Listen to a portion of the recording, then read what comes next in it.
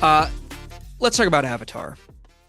Avatar Fire and Ash was a movie that it's the third film in the Avatar uh, franchise, an original franchise created by James Cameron, which is something you don't see often today, specifically.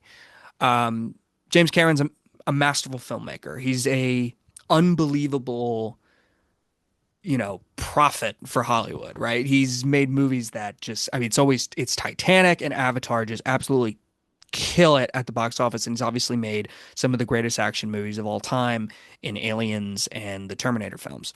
So, James Cameron, huge fan here. And, considering that Cameron didn't make a movie that went to theaters for since from 2022 to 1997, he only made Avatar. So that's one movie in the last, 25 years up until Avatar Way of Water. So Avatar Way of Water was the first James Cameron film I saw in the theater. I was too young for Avatar.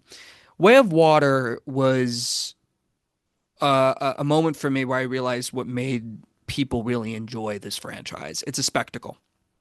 It's something where everybody goes, they see how beautiful this movie looks, and the story, yeah, maybe doesn't live up to the spectacle of it in some ways, but they're really fun movies.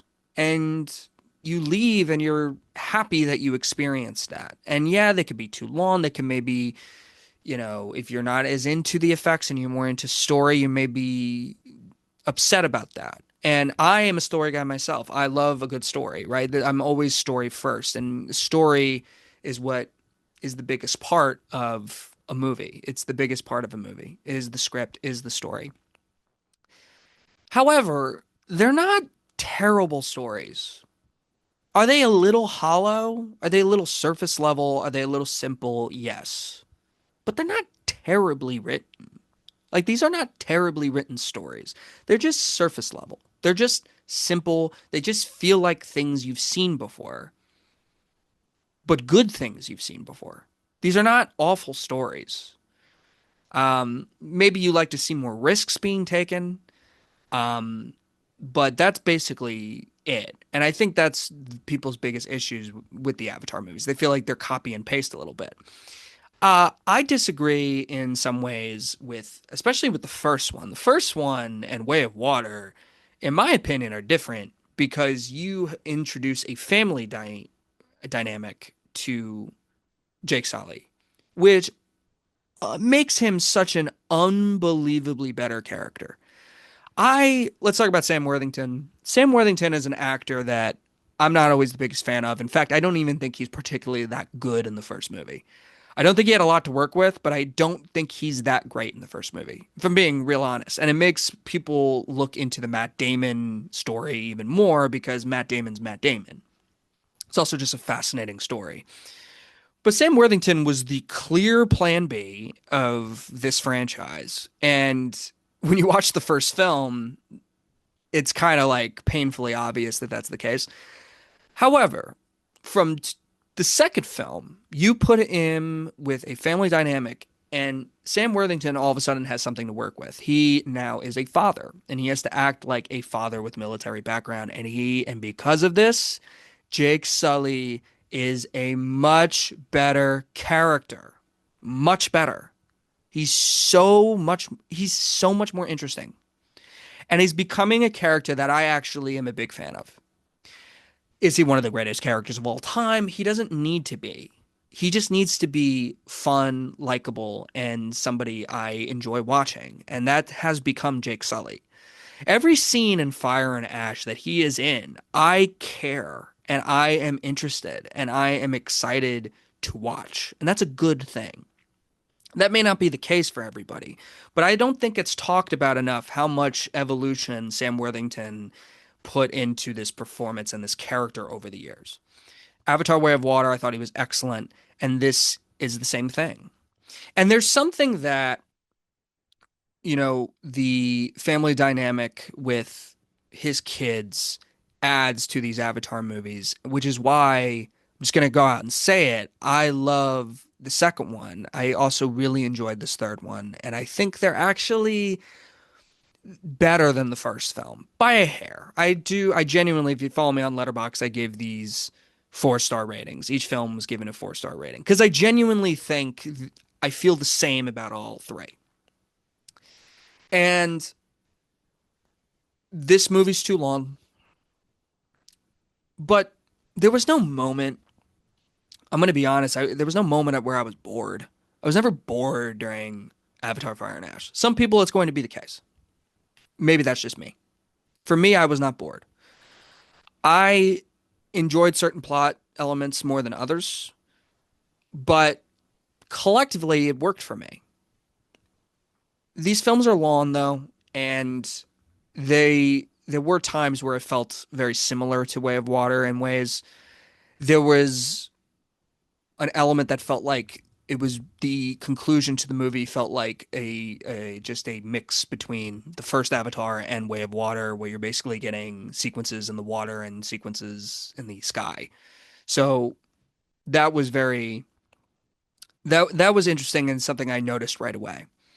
What I will say is that Fire and Ash, while it is a little too long, why I do think that is the case, the family dynamic makes this more watchable for me than the first movie.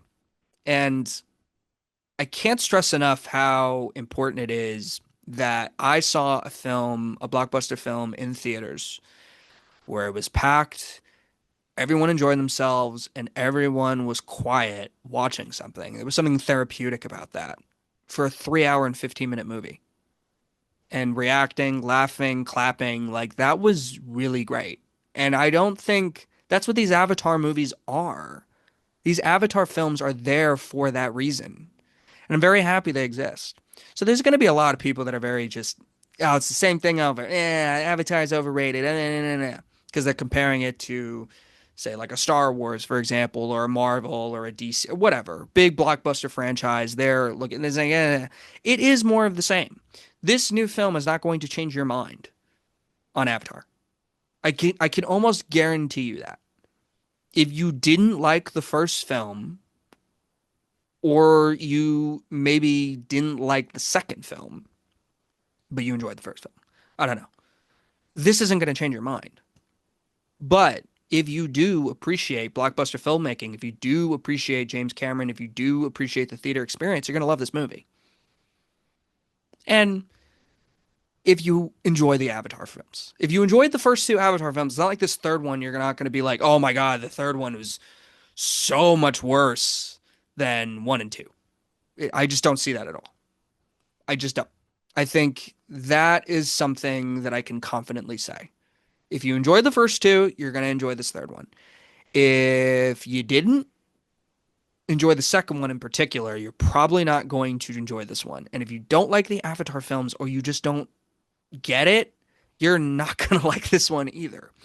So, while it is more of the same in ways, there are different elements and different character stuff that worked for me. And I'm going to remember and differentiate between the other two. Say with Spider, for example, the things they do with him in this movie. And that was enough for me to take away this feeling of, yeah, it is more of the same in ways, but I still enjoy this movie and I'm still going to remember this movie and I'm still going to remember it as a great theater experience. And that's what the Avatar films are there for. And I'm very happy about that. Very happy about that. So if I recommend seeing Avatar Fire and Ash, but know yourself. If you do not understand why these movies are so popular, you're not going to like them. Like I know a lot of people who just don't get these movies and they're guess what? The third one is not going to change your mind. It's not going to change your opinion. So that's all I have to say about Avatar Fire and Ash. I was looking forward to this movie and I got what I wanted.